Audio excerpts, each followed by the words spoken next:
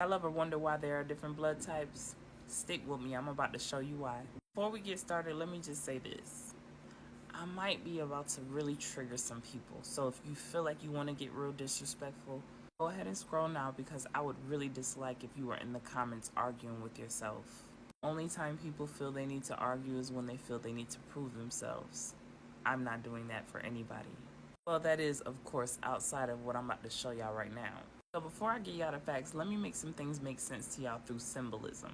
Y'all know how in the music industry there's some rap beefs going on, particularly everybody teaming up against Drake, right? Drake is also associated with Draco. Draco being Draconian, Draconian being a reptilian. Okay, so now keep that in mind. Now think about the dragon that was on the Empire State Building not too long ago. And everybody was like, oh, that is just for a movie promo. Remember, everything is symbolism. Well, let's just say this. In my mind, TikTok, everything is symbolism. For those who don't know, Draco in Latin means dragon. If you've seen any of my previous videos talking about the sun being God, then you are familiar with the concept of the feathered serpent. The feathered serpent is the creator of the monotheistic system, the Atlanteans, Sumerians, and Lumerian, aka the copper colored people, aka black people, so-called black people. Just hold on, I told y'all I'm gonna make it make sense.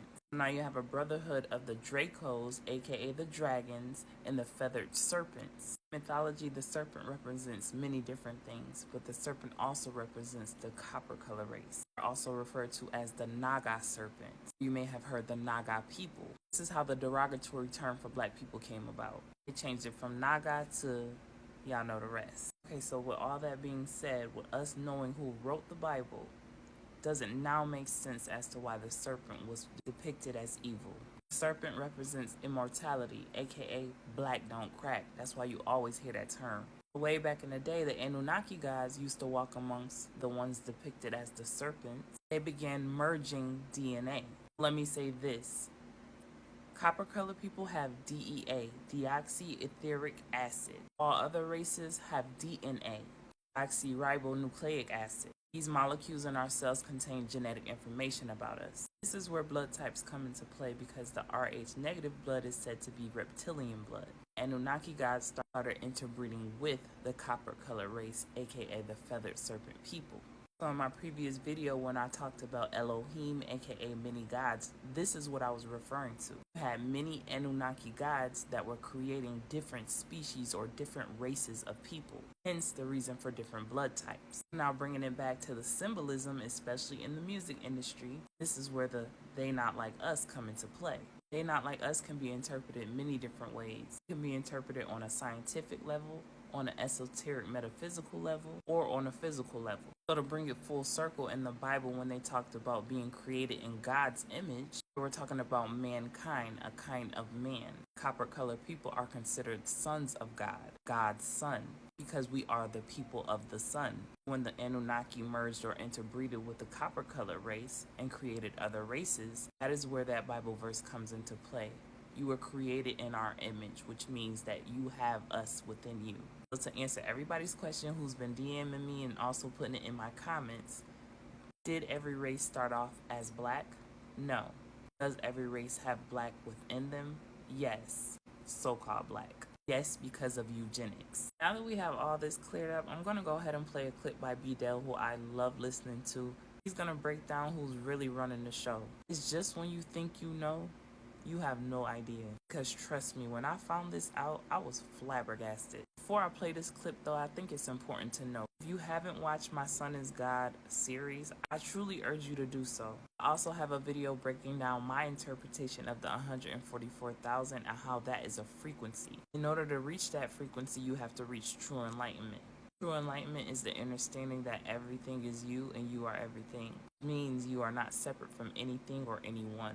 Which also means that whatever I just told you about who was created by who, at the end of the day does not matter. For anyone who thinks that it does, that is root chakra energy. I used to be just like that. I think the sooner that people realize that identifying people by their skin color is something that is brand new. That is Western civilization behavior. And it was brought about to keep people divided, so that the entities in the next clip that I'm about to show you can continue pushing forth their agenda. It's just important to give y'all the facts. It's important to know where we come from, to know where we're going. Now let's get into this clip. Today we're going to be breaking down the complexities of the esoteric infrastructure of the black nobility, who are black faces who hide behind the perception of the European power structure in the matrix system through eugenics programs, economic disenfranchisement, dehumanization, and Eurocentric theology that takes you away from your sovereign capacity as an indigenous person in the geographical landmass of America. So as I told you before, the unseen hand is the hidden hand, and the hidden hand is the black hand, and the black hand is the black nobility, right? So all throughout ancient history, all they did was a bait and switch. They did a bait and switch and gave you the false perception of Europeans being in power when really it's the black nobility who are black faces, right? So right here, you're looking at Charles V was actually a swarthy man, right? So all they did was a reverse of frequency, right?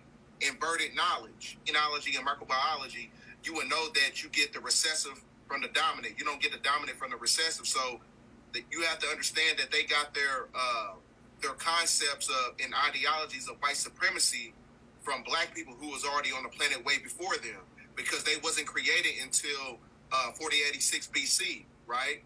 So now we're going to get into some theological context, because all this is basically prophetic, right?